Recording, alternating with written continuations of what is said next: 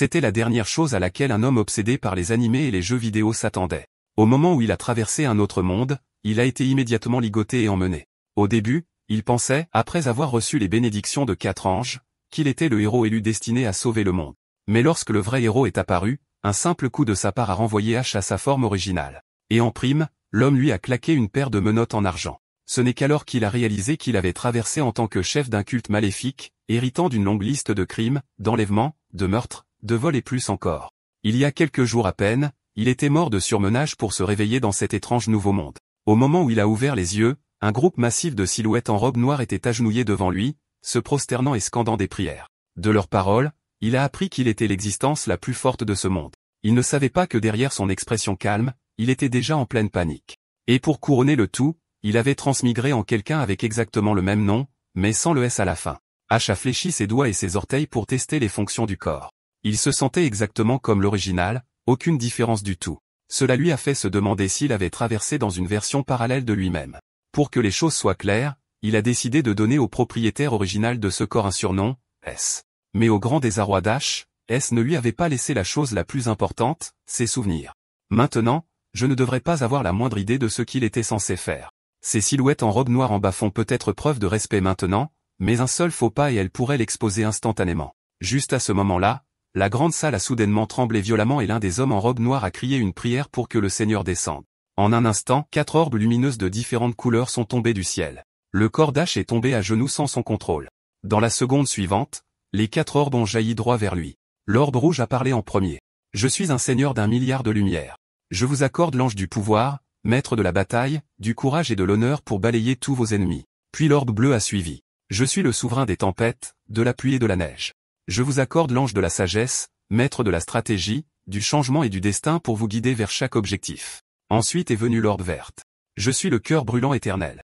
Je vous accorde l'ange de la vie, maître de la vitalité, de l'égalité et du partage, afin que votre santé ne s'éteigne jamais. » Enfin, l'orbe rose. « Je suis l'esprit de la liberté semblable à un rêve.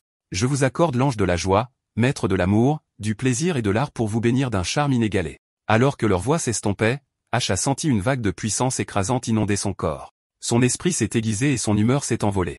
Les coins de sa bouche se sont retroussés. Qui aurait cru que cette transmigration aléatoire inexplicable se révélerait être un jackpot? Il était maintenant le sauveur élu de ce monde, protégé par 4 êtres divins et suivi par une armée de croyants fidèles. C'était le script parfait, combattre des monstres, monter de niveau, sauver le monde, épouser la princesse et atteindre le sommet de la vie. Mais avant qu'il ne puisse finir sa pensée, un fracas assourdissant a ébranlé le plafond au-dessus. Tout devant, un disciple en robe noire a crié de panique, « Héros, les chasseurs fous de sang nous ont trouvés. Seuls vous pouvez les repousser. » Ash laissa échapper un grognement froid. Rien qu'à leur nom, il pouvait dire que ces chasseurs fous de sang n'étaient rien de plus que de la chair à canon des Pinata d'XP. Avec une grande ampleur, il tira l'épée de sa taille et déclara fièrement, là où ma lame pointe, personne ne peut se tenir. Que ces chasseurs fous de sang soient les premières âmes revendiquées par mon épée. Ouvrez le chemin, mais avant que quiconque ne puisse bouger, un fracas retentissant a résonné dans toute la salle. Pas besoin de vous déranger. Nous allons venir à vous. Ash sourit avec confiance. Parfait. Laissez-moi vous montrer à quoi ressemble une mort scénarisée. Dans l'instant suivant, les 4 anges l'ont béni en même temps. À ce moment-là, Ash se sentait si puissant qu'il pouvait fendre le monde entier en deux d'un seul coup. Il se demandait, comment devrais-je nommer mon tout premier mouvement dans ce monde? Coup de lune croissante ou coupe de dieu du tonnerre volant? Non. Mieux vaut rester discret. Sur ce, il a déclenché ce qui ressemblait à un simple coup d'épée. Une vague d'énergie d'épée dévastatrice a jailli vers l'avant, se dirigeant droit vers le chasseur fou de sang le plus proche. Alors c'est ainsi que l'énergie d'épée qui fend le vide se sent puissante, pensa Ash avec suffisance. Mais l'instant d'après, le chasseur fou de sang laissa échapper un ricanement moqueur. C'est tout? Avec un sourire tordu, il a balancé sa lame, la transformant instantanément en une épée à chaîne de plusieurs mètres de long et a déchaîné une entaille rouge sang s'étendant à travers la salle. L'énergie d'épée d'Ash a été dévorée instantanément. Sa barrière défensive s'est déchirée comme du papier humide. Toute la coque souterraine s'est fendue avec une fissure massive de ce seul coup et même le sol sous ses pieds a cédé. Regardant son attaque s'effondrer si facilement, Ash était stupéfait. Comment est-ce possible? Même les 4 anges ont été repoussés à leurs formes originales par la force même du coup. L'ange du pouvoir est devenu une mante vicieuse. L'ange de la sagesse s'est décomposé en une mouche géante. L'ange de la vie a fondu en un astic opale, et le plus pitoyable de tous, l'ange de la joie s'est transformé en un nuage de puanteur nauséabond. L'instant d'après, Ash a claqué fort contre le mur. La douleur brûlante dans sa poitrine l'a réveillé. Il n'était qu'un nouveau venu sans indice dans ce monde. Qu'est-ce qui lui a fait penser qu'il pouvait agir si arrogamment de nulle part? Être entraîné dans une guerre qui n'avait rien à voir avec lui. Ce n'était pas quelque chose qu'un employé de bureau expérimenté comme lui ferait. Alors Cash était là, abasourdi, la bataille dans la salle souterraine était déjà terminée. Les disciples en robe noire ne faisaient pas le poids face aux chasseurs fous de sang et ont été anéantis en un clin d'œil. Le chef s'est avancé et a annoncé « Je suis Gérard Westminster, un chasseur fou de sang du tribunal du péché. Vous étiez soupçonné d'implication dans 4 cas de propagation de secte ainsi que de multiples enlèvements, meurtres et vols. » Il a ensuite sorti un parchemin et l'a déroulé devant H. Il s'agit d'un mandat d'arrêt émis par le tribunal du péché à Caymon City. Si vous avez des objections à notre application de la loi, vous pouvez déposer une plainte à la succursale de Caymon ou écrire directement au bureau du maire. Et au fait, gamin, tu as du cran. Possédez 4 trines du chaos de niveau 2 et ils ne sont même pas à vous, et pourtant vous osez m'affronter, 3 ailes. Alors voici une petite récompense, une paire exquise de menottes en argent. Et juste comme ça, dès son premier jour, H avait déjà contribué à cette belle ville parce que ce jour-là, il s'est fait arrêter. Votre nom est HS.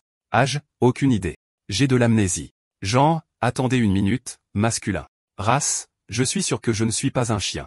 À l'extérieur de la salle d'interrogatoire, Amy observait H à travers le miroir sans teint, ses pupilles se rétrécissant enfant alors que son attitude nonchalante la rendait folle. Un homme debout à proximité a dit, « Capitaine, ce type traite-t-il le tribunal du péché comme une blague? L'interroger comme ça est inutile. Laissez-moi m'en occuper. J'ai appris l'interrogatoire d'un prêtre à l'école et j'ai même obtenu une licence d'interrogateur de niveau 1. Je jure au nom de la prêtrise, je peux faire avouer à ce type qu'il a fait pipi au lit quand il était enfant. » Gérard a répondu sèchement, « Brûle la licence. Tu crois que la loi sur les droits de l'homme n'est que de la décoration? Si Achille perd le sommeil ce soir, c'est nous qui aurons des ennuis. » Amy, à la fois furieuse et frustrée, a claqué sa langue. Alors, qu'en est-il d'un mage de la mémoire? Nous l'avons ici depuis si longtemps. Pourquoi personne n'a encore extrait les souvenirs de ce criminel? Le ton de Gérard est resté froid. Le mage de la mémoire ne viendra pas. Il est différent. Il a vu les dieux aux 4 piliers. Amy s'est figée en entendant ces mots. Gérard a continué, pas seulement lui. La mémoire d'aucun sectaire ne peut être extraite. La corruption de la mémoire est la spécialité du dieu aux 4 piliers. Il y a 134 ans, j'ai traité une affaire de culte impliquant les dieux aux 4 piliers. Le mage de la mémoire qui a sondé l'esprit d'un croyant a fini par devenir lui-même un disciple à son insu. C'est pourquoi ce culte ne pourra jamais être complètement anéanti. Amy était abasourdi. Alors quoi? Pas de preuves, pas de torture, pas d'extraction de mémoire. On le laisse partir? Ou parle-t-on de mesures spéciales? Gérard dit froidement, pas besoin de mesures spéciales. Il existe un type d'exécution réservé aux criminels aussi odieux. Cet interrogatoire n'est qu'une procédure. Le véritable procès aura lieu le 15 à 20 heures par toute la ville. La réalisation a frappé Amy et elle a agité sa queue. Se détournant, elle dit, alors, je te laisse faire.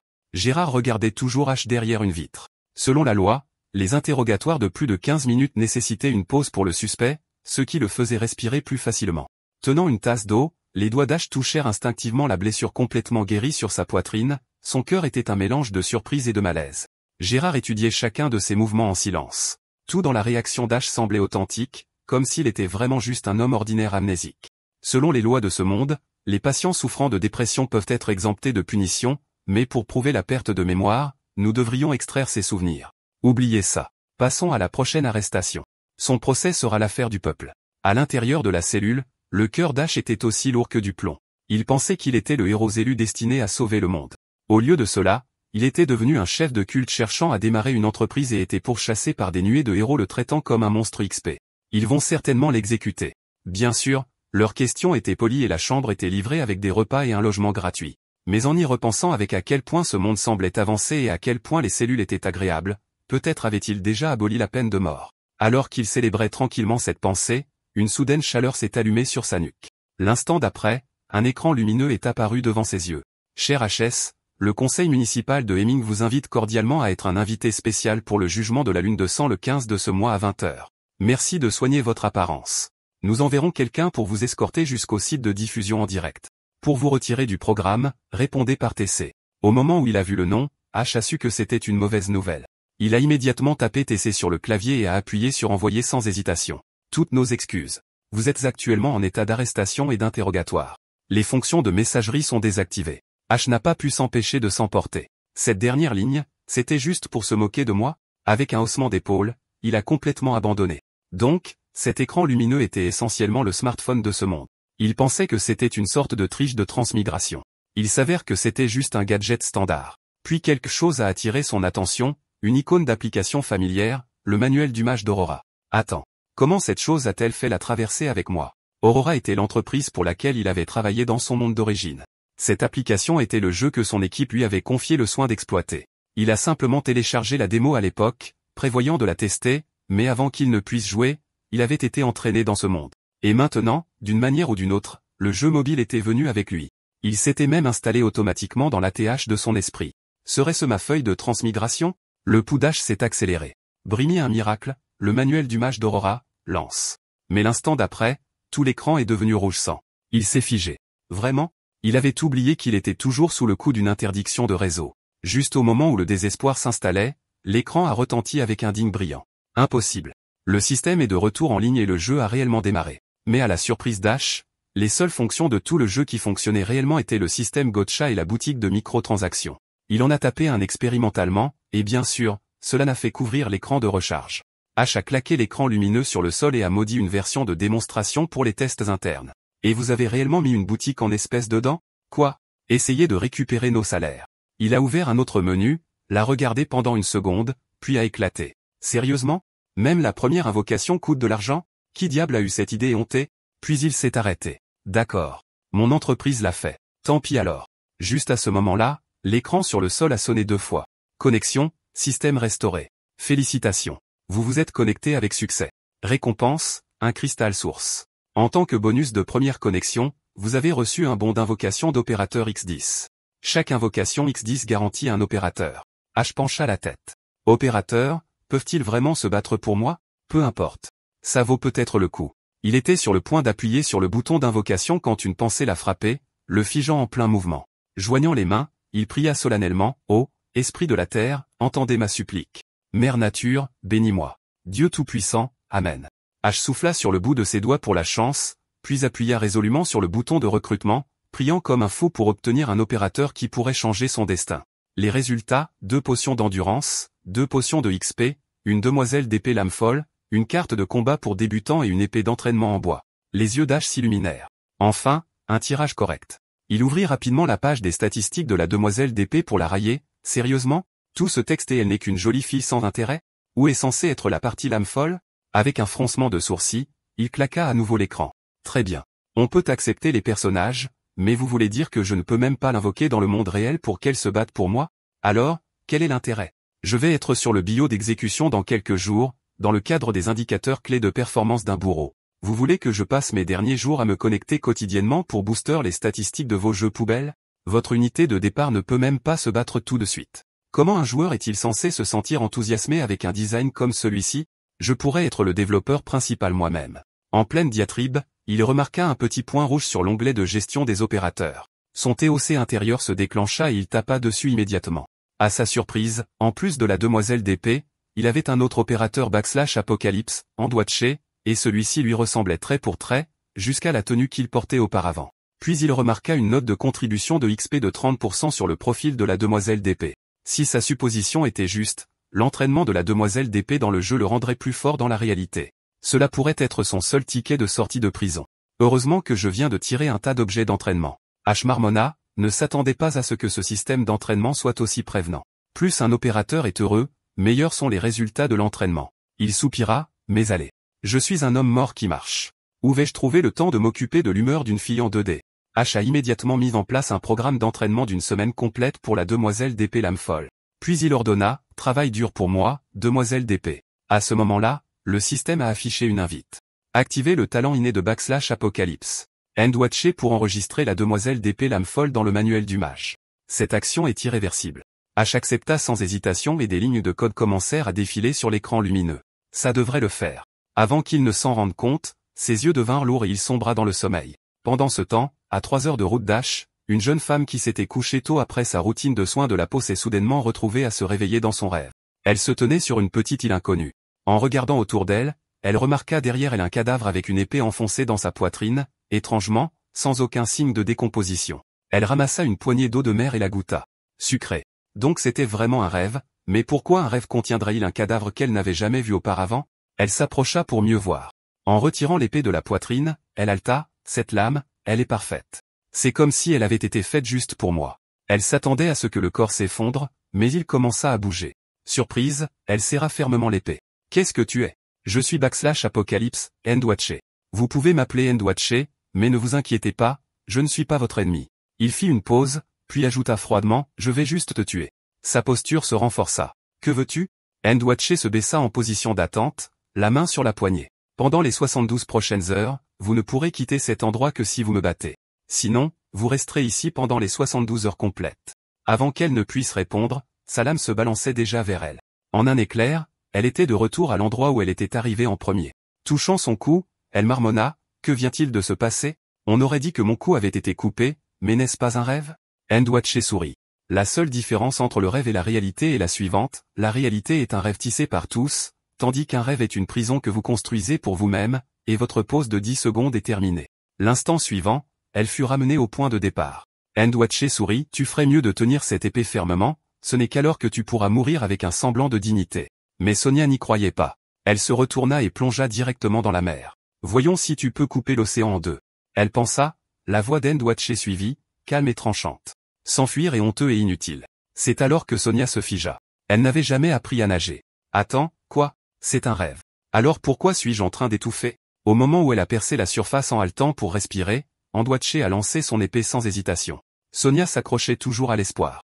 Je suis juste en train de prendre une inspiration pendant une seconde ou deux.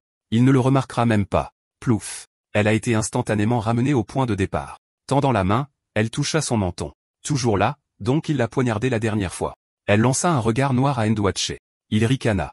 Alors tu espères me voir désarmé? Après toutes ces morts, tu es encore aussi naïve.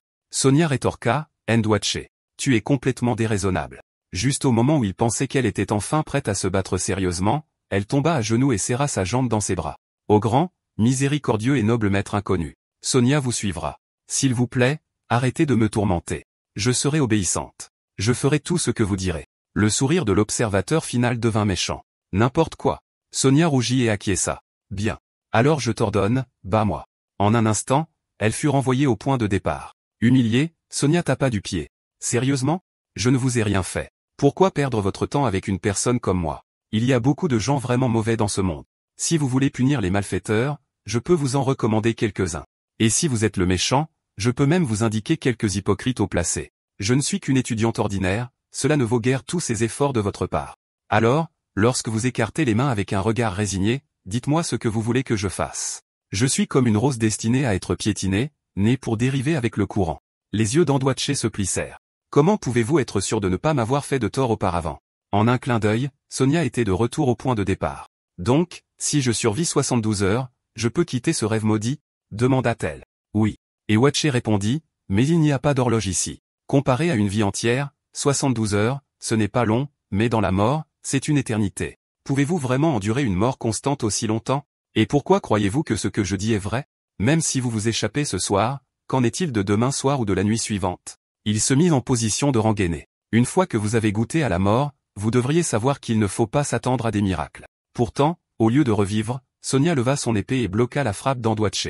Vous ne m'avez laissé aucun choix, Ndwache, cria-t-elle. La seconde suivante, elle fut renvoyée au point de départ. Fermant les yeux, elle se creusa la tête pour se rappeler chaque détail de leur bataille et réalisa bientôt qu'Ndwache n'avait aucun pouvoir surnaturel.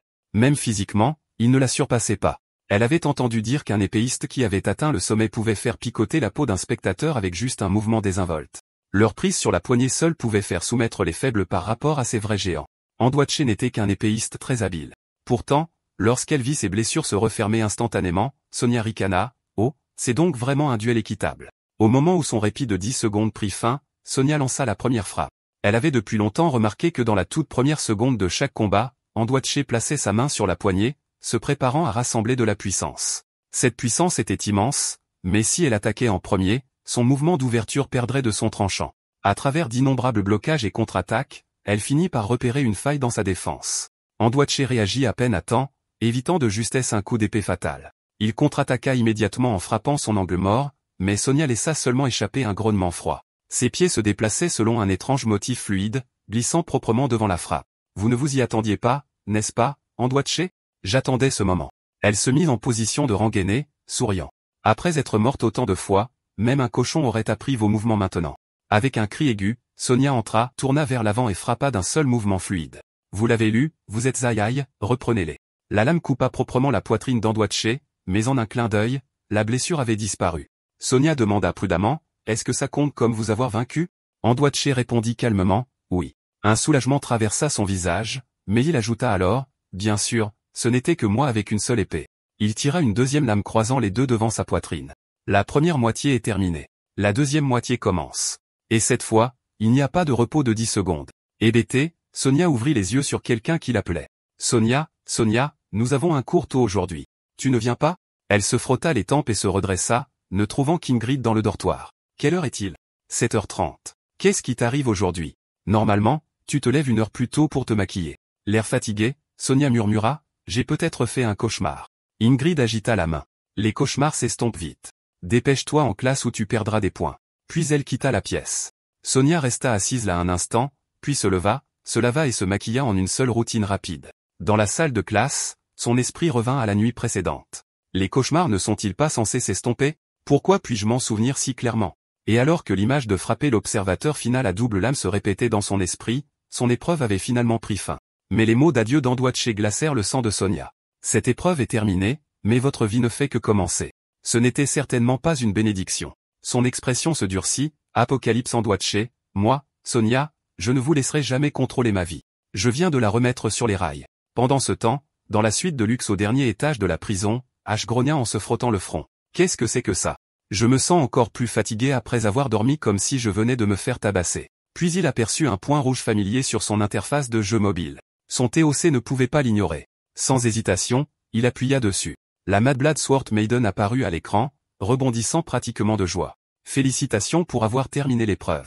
Votre lien avec la Mad Blood Sword Maiden s'est approfondi. H cligna des yeux.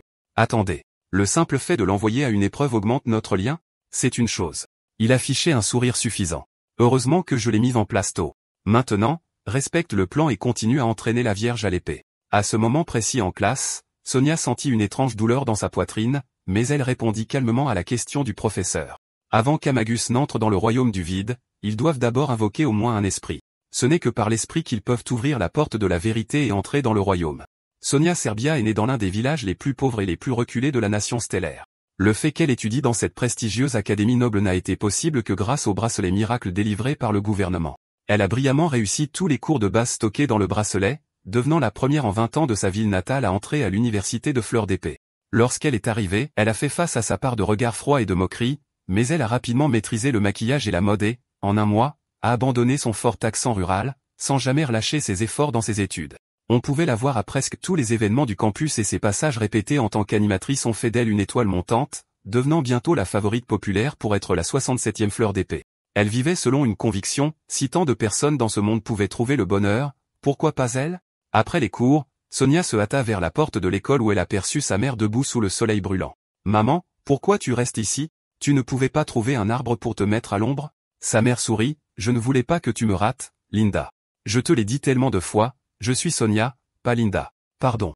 J'ai encore oublié. » Sonia prit la main de sa mère et se dirigea vers le train. « Puisque tu es venu jusqu'à Galu, je dois t'emmener voir la capitale. » Mais sa mère agita la main. « En venant ici, j'ai vu un parc à proximité. Pas besoin de gaspiller de l'argent. » Sonia l'ignora et la poussa doucement dans le train. Oui. Elle avait changé son nom simplement parce qu'ici, même un serveur au hasard pouvait s'appeler Linda. La première fois que Sonia est venue à Gali, elle a été hypnotisée par ses rues propres et ses bâtiments imposants. C'était un lieu de citoyens polis et bien élevés et d'écrans LED massifs qui diffusaient des clips promotionnels jour et nuit. À partir de ce moment, elle a juré. Même si elle devait mourir, elle voulait mourir dans cette ville et y arriver était entièrement grâce à sa mère. Son père avait été une épave ivre et irritable qui s'était saoulée à mort quand elle était encore enfant. Sa mère l'a élevée seule et c'est le travail acharné de sa mère qui a permis à Sonia de se concentrer sur ses études. La plupart des enfants de son village commençaient à travailler dans des usines pendant la journée et le soir ne pouvaient regarder que la chaîne unique qu'ils recevaient, Météor Channel. Et ainsi, ils ont dérivé dans la vie sans jamais quitter cette petite ville. Maintenant, Sonia avait non seulement une bourse, mais gagnait également de l'argent supplémentaire grâce à un travail à temps partiel.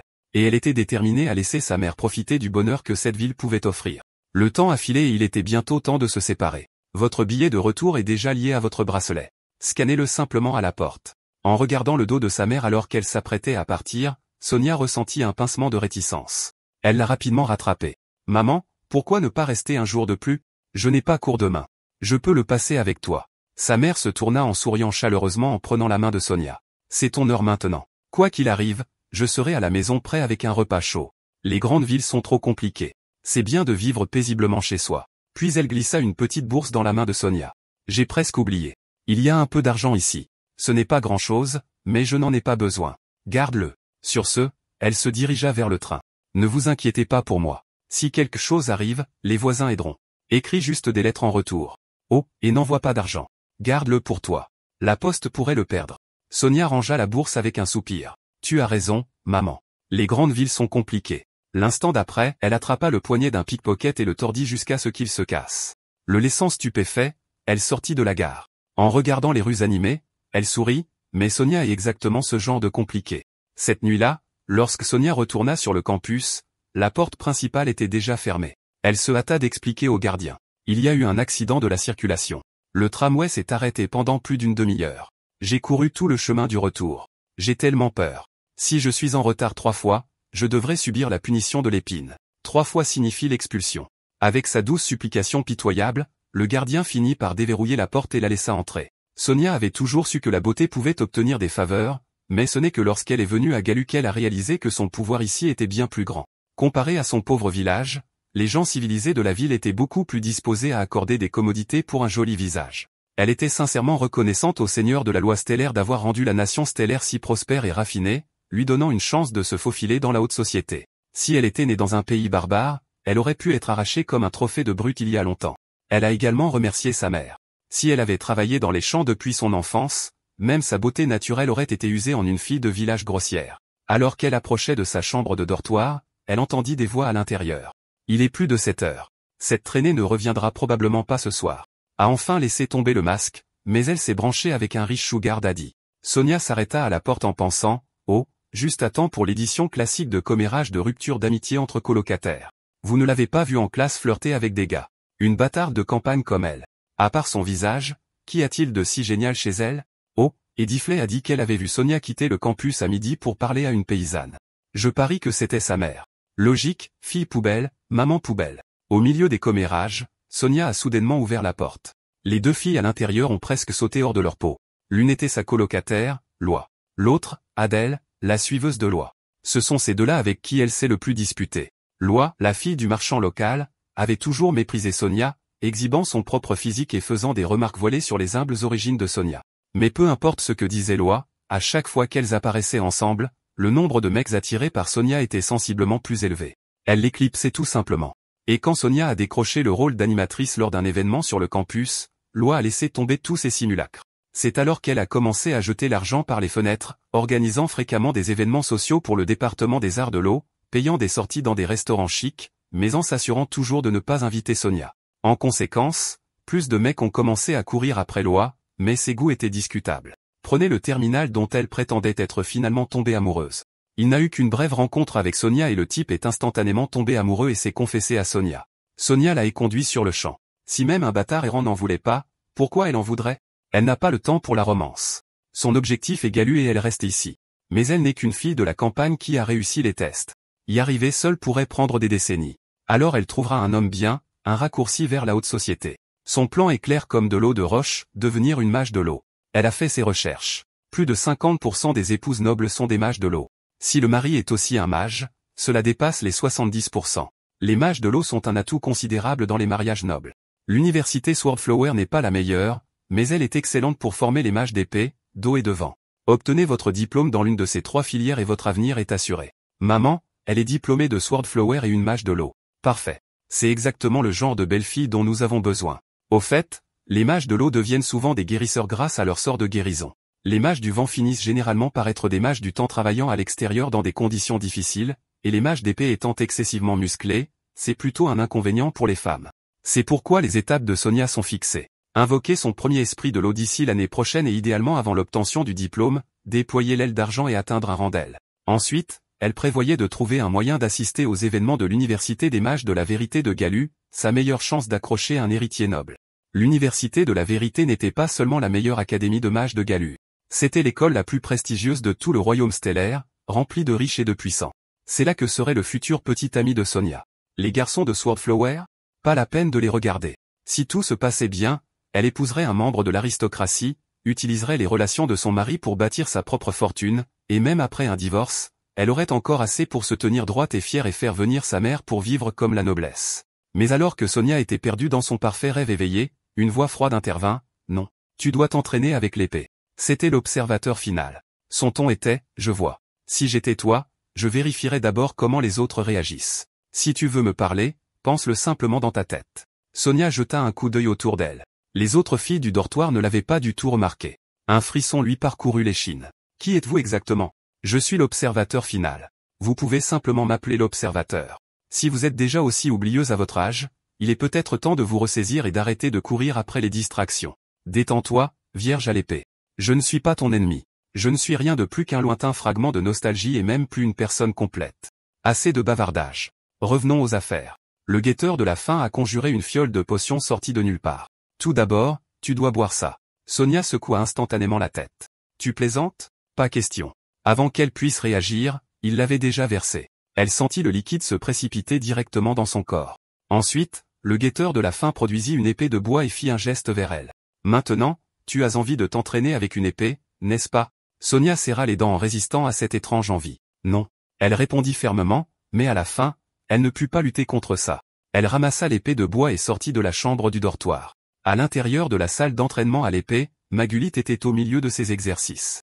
Elle haletait déjà fortement d'épuisement. En jetant un coup d'œil à ses progrès, elle rayonnait presque au bord du 9e anneau. À ce rythme, elle atteindrait le 10e anneau dans le mois et invoquerait son esprit de la lame. À ce moment-là, Sonia entra dans la salle, une épée de bois à la main. Tous les regards se tournèrent immédiatement vers elle. Quelqu'un chuchota avec surprise, « Ce n'est pas ta place ici. N'es-tu pas du type O ?» Sans répondre, Sonia planta son épée directement dans le mannequin cible. Les yeux de Mogulite se rétrécirent. « Ta main principale est instable, ta main secondaire est faible, ton jeu de jambes est bâclé et ton corps est lent. Rien dans cette forme n'est acceptable. Une lanceuse d'épée féminine qui veut invoquer un esprit et maîtriser son art a besoin d'un corps entraîné encore plus dur que la plupart des hommes. Tu auras besoin de callosité sur les mains, de bras et de jambes endurcis et d'un tronc solide. Sonia, es-tu prête à ça ? Elle ajouta avec un ton sournois, tes chances avec les hommes vont chuter. Oh, est-ce à cause d'un homme ? Ne me dis pas lui. Félix Vasloda, prodige de l'épée en première année, héritier de l'une des plus grandes maisons nobles de la nation de l'Étoile et fils de l'un des 5 piliers du Conseil de l'Étoile. Il aurait dû être à l'université d'élite de la vérité, mais pour une raison quelconque, il a choisi l'université de Swordflower. Son père, le duc de Vasloda, connu sous le nom de Star Forgé, contrôlait les aciéries les plus avancées du pays, avec une influence s'étendant à l'armée, au commerce et à la politique. L'un des hommes les plus puissants de tout le pays, mais ce type est un coureur de jupons. Je l'ai vu moi-même, 5 jours de suite et chaque jour, une fille différente venait le chercher sur les terrains d'entraînement. Et n'as-tu pas dit qu'il était dangereux ? Maguli réfléchit un instant. Eh bien, si cela te fait tomber amoureuse de l'escrime, alors je suppose que ce n'est pas si mal. Oui. Une autre amie qui aime l'escrime, puis elle remarqua quelque chose d'incroyable. Attends. Elle touche déjà le bord du premier anneau. Ça ne fait que quelques minutes. Est-ce que Sonia s'est entraînée avant ? En regardant de plus près, ses mouvements étaient encore brutaux. Chaque balancement drainant toutes ses forces, la sueur coulant sans arrêt. Mais chaque coup suivait parfaitement les normes du manuel d'escrime. À ce rythme, elle devrait s'effondrer dans quelques minutes. Il est impossible de s'entraîner efficacement comme ça. Magulite ressentit un frisson. Elle avait déjà essayé. Son record était de 256 coups en 11 minutes. La foule était de plus en plus choquée à mesure qu'elle comptait. 96 minutes s'étaient écoulées. Quelqu'un sait-il combien de coups maintenant ? Quelqu'un qui comptait depuis le début prit la parole. Elle en était à 1700 coups quand sa lame a touché le 7e anneau. J'ai perdu le compte pendant un moment, mais maintenant elle est à environ 2400. Juste à ce moment-là, Célia entra, la camarade de classe et petite amie de Félix. Elle pensait que le bruit venait de son petit ami. Se pourrait-il que Félix ait enfin invoqué son esprit de lame d'onde ? Elle pensait déjà, devrait-il célébrer au club Amberfield, au Golden Arbor Bar, ou simplement retourner chez lui pour passer du bon temps. Mais à sa surprise, Félix Intel était également là à regarder. Il transpirait, les yeux fixés sur Sonia. Célia s'approcha et demanda, « Qu'est-ce que vous regardez tous ? Pourquoi si tendu ?» Félix murmura, « Je ne savais même pas que notre département d'escrime avait une si belle cadette. » Célia ricana intérieurement. Cette fille a peut-être l'air nue, mais elle portait clairement un maquillage parfait de premier amour conçu pour frapper chaque faiblesse masculine. Avec un visage comme ça, sa cible ne pouvait être que Félix. Pas question qu'elle me vole mon homme. Célia enlaça rapidement le bras de Félix et sourit. Alors vous la regardez tous s'entraîner juste parce qu'elle est jolie ? Félix expliqua. Puisque vous n'êtes pas étudiante en escrime, je vais faire simple. Il y a 1h30, c'était une débutante totale qui ne savait même pas tenir une épée correctement. Maintenant, elle peut couper dans le 9e anneau d'un seul coup. Les yeux de Célia s'écarquillèrent. Quoi ? Elle fait semblant. N'est-ce pas ? Je me suis entraîné pendant des mois et même avec une compétence supérieure à la moyenne, je n'ai atteint que le 2e anneau. Félix n'arrivait pas à y croire non plus, mais il avait tout vu. Il attendait qu'elle frappe un mur, mais après 1 heure et demie, sa jalousie s'était transformée en pure admiration. Il a même parlé avec une telle humilité et sincérité. Célia était encore plus stupéfaite. Normalement, Félix méprisait son propre père et son frère. Pourtant, il était là à regarder une fille pendant 1 heure et demie. C'était un signe extrêmement dangereux. Et cette fille, la chasseuse nommée Sonia, s'était entraînée sans arrêt pendant 90 minutes, pas même une seule pause. La plupart des gens auraient besoin de se reposer après seulement quelques minutes de pratique. Même quelqu'un salué comme un génie comme Félix ne pouvait durer qu'environ 3 heures, et cela incluait des pauses pour se détendre entre les deux. Pas étonnant que ce groupe de gars qui ne savaient que comment forcer leur entraînement ait été complètement écrasé. Le cœur de Célia sombra au fond. Si elle, la senior élégante et intellectuelle, marquait 80 points dans le cœur de Félix, alors Sonia, la belle épéiste de génie, était un parfait 150. Elle n'avait pratiquement aucune chance de gagner. Juste à ce moment-là, la lame de Sonia frappa en plein centre, 10 points. Tout le monde se figea dans un silence stupéfait. Sonia sortit de sa transe, réalisant ce qu'elle venait de faire. Elle avait réussi une frappe parfaite. Même si elle ne faisait rien d'autre à partir de ce moment-là, une fois le moment venu, elle pourrait déclencher une résonance avec une connaissance du royaume éthérique, invoquer un esprit de technique d'épée, entrer dans le royaume éthérique et devenir une mage éthérique ailée. Un rêve de vivre le reste de sa vie sans se soucier de la nourriture ou de l'argent. Était-ce vraiment sur le point de se réaliser comme ça? À l'université Swordflower, tout le monde ne pouvait pas devenir mage. Le taux de diplomation oscillait autour de 50% et chaque mage éthérique ailé qui obtenait son diplôme avait un avenir éblouissant devant lui. À ce moment-là, les yeux de Sonia se plissèrent. Elle vient d'entendre la voix de l'observateur. Elle regarda immédiatement vers Félix.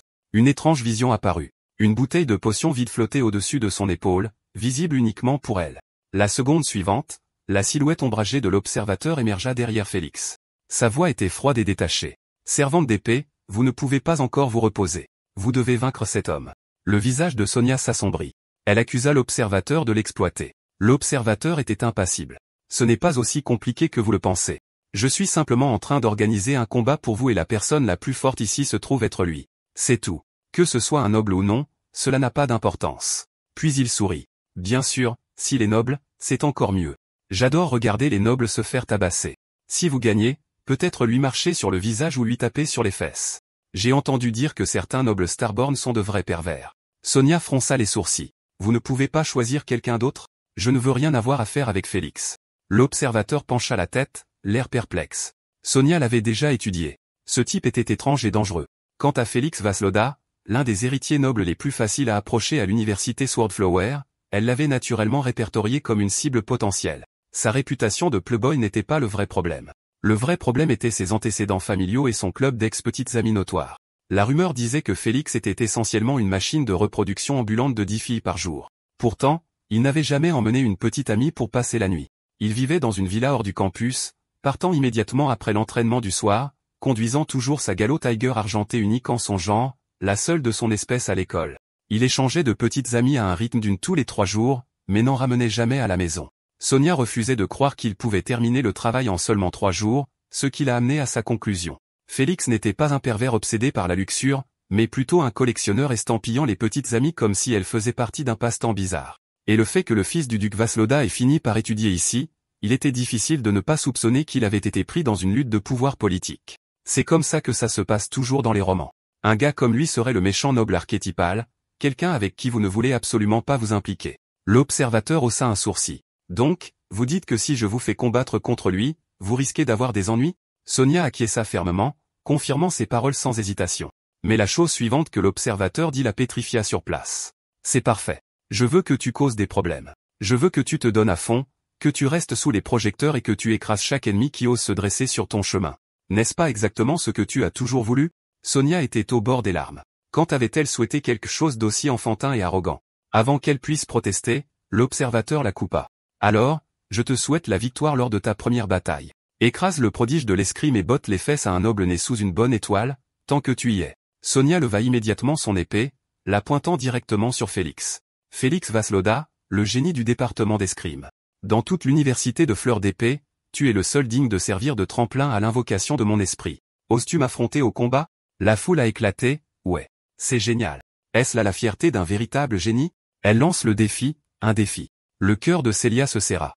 Bien sûr, La cible de Sonia était aussi Félix et elle avait utilisé la ruse la plus ancienne mais la plus efficace pour s'y lier. Pendant ce temps, Ingrid essaya d'intervenir. Nia, tu t'entraînes depuis 2 heures d'affilée. Même si tu vas te battre en duel, attends au moins demain. Mais Félix secoua la tête. Non, ça se passe maintenant. 2 heures, 3600 coups, d'une position de débutant à la maîtrise de l'épée. Tu es la personne la plus douée que j'ai jamais vue et seulement la deuxième qui m'ait jamais fait ressentir de la peur. Si je n'accepte pas ton défi maintenant, au moment où je me réveillerai demain, je pourrais même ne pas avoir le courage de dégainer mon épée devant toi. C'est peut-être ma seule chance de te battre. Même si les gens disent que je profite de ton épuisement, je m'en fiche. Si je peux te vaincre ce soir, au moins j'aurai encore le droit et le courage de courir après ton ombre. La famille Vasloda était célèbre pour son escrime avec 4 positions secrètes capables d'invoquer un esprit. La position de la vague en était une. Dans les arts de l'épée, une position n'était pas seulement une méthode d'entraînement, mais aussi un rituel d'invocation et une technique de combat. Soudain, Sonia réalisa que son corps n'était plus sous son contrôle. Elle protesta, « Quel est l'intérêt de se battre si c'est toi qui me contrôles? Même si je gagne, c'est en réalité toi qui as gagné. Je ne serai qu'une spectatrice. Si tout ce que tu veux, c'est me manipuler, vas-y. Ce n'est pas comme si je pouvais riposter. Mais que dirais-tu de ceci?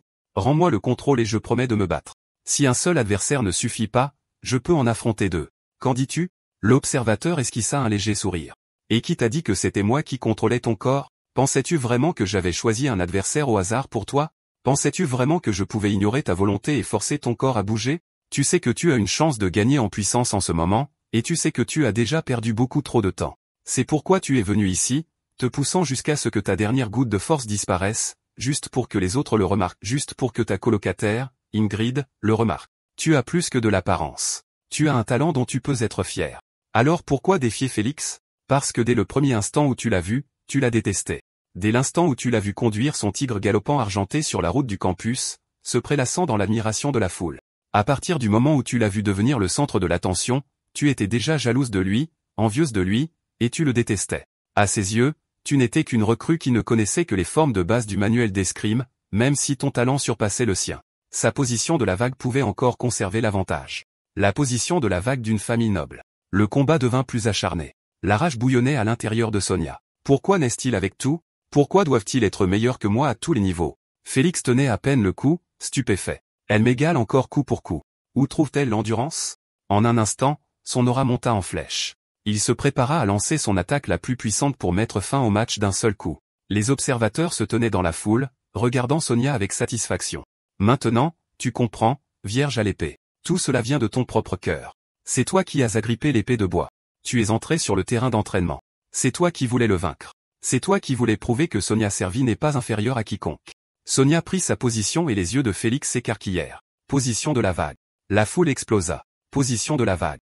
Il n'y a pas moyen qu'elle ait appris cela en regardant. Elle le provoque. C'est dingue. La jalousie de Célia brûlait. Une chasseuse aussi douée? En utilisant ce genre de défi pour humilier Félix, il ne pourra jamais t'oublier. Et si tu perds après cela, tu lui donneras l'excuse parfaite pour accepter de futurs duels. Plus de chances de se rapprocher de lui. Félix rugit. Sonia, tu attires cette humiliation sur toi-même. Je ne suis inférieur à personne. L'instant suivant, leurs lames s'entrechoquèrent violemment.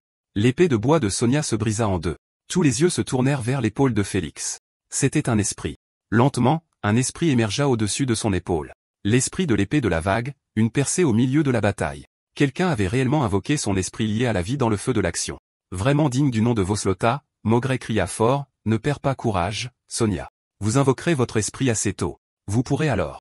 Mais Sonia a calmement dit, je n'ai pas perdu. 2 élèves d'escrime ont chuchoté, elle fait toujours la maligne, c'est mignon.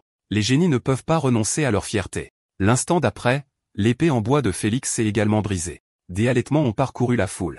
Un esprit identique à celui de Félix était apparu sur l'épaule de Sonia. L'endroit a explosé. Elle a également invoqué l'esprit d'épée d'onde de la famille Vasloda. Ne me dites pas qu'elle a maîtrisé la posture d'onde de Félix en plein combat et qu'elle l'a invoqué sur le champ. C'est impossible. Si c'était vrai, elle serait passée d'apprentie escrimeuse à maître d'épée en quelques heures, accomplissant en une nuit ce que d'autres mettaient des années à atteindre.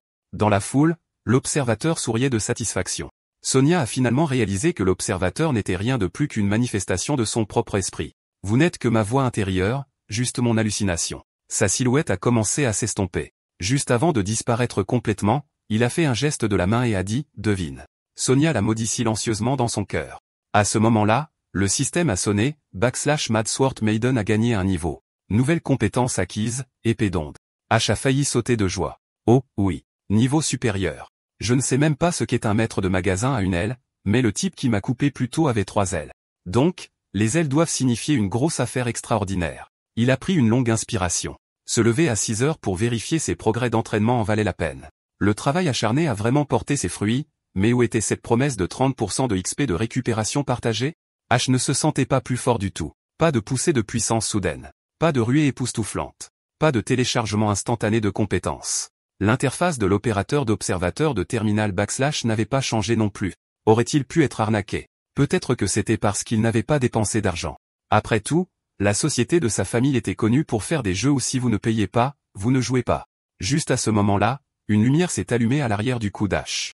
Cher HS, votre certification de vie pour la prison de Smash Lake est maintenant terminée.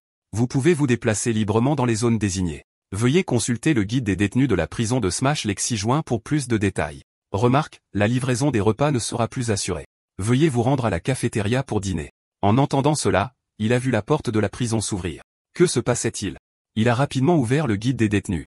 Heure d'activité libre, 7h à 22h zones accessibles.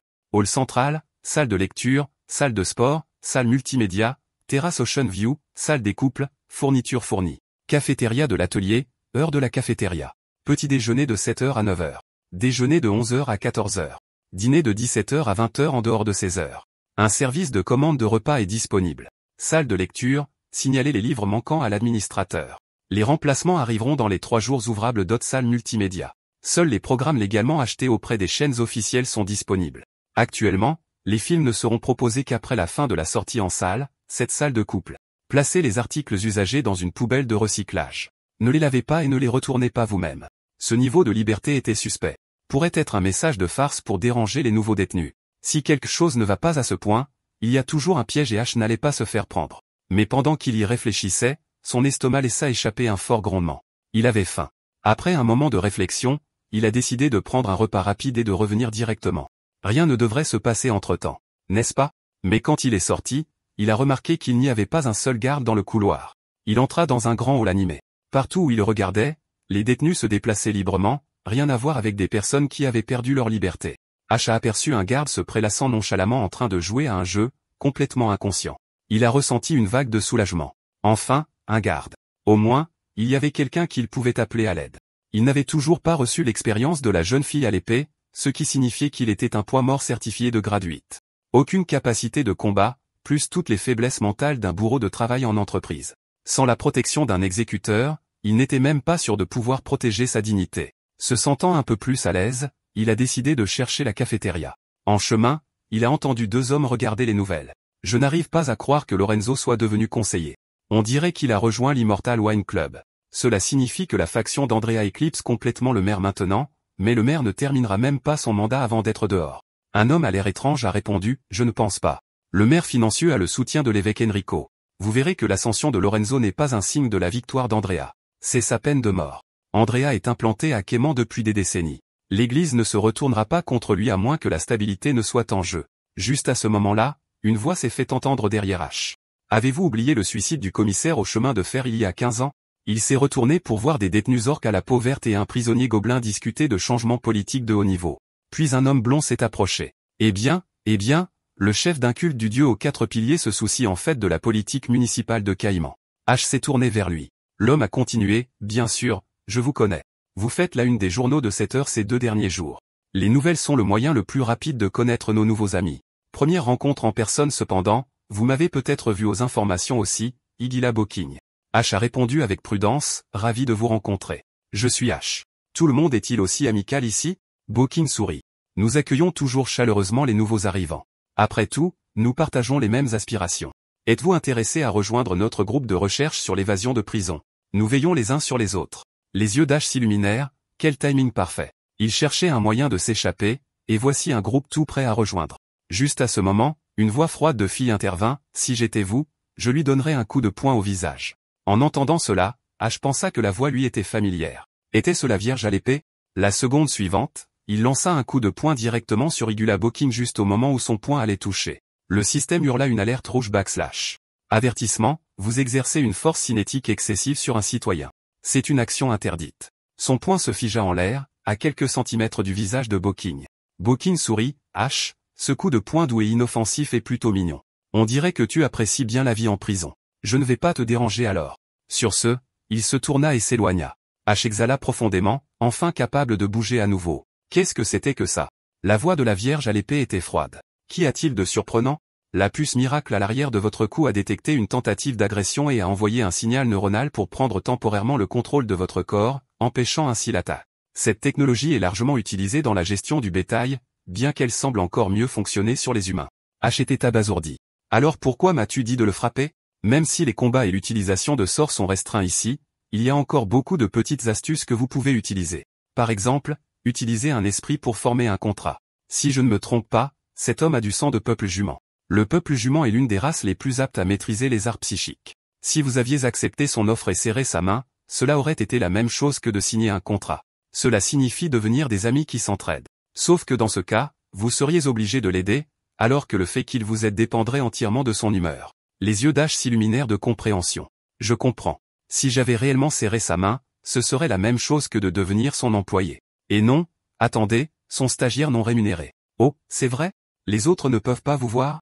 La Vierge à l'épée répondit froidement.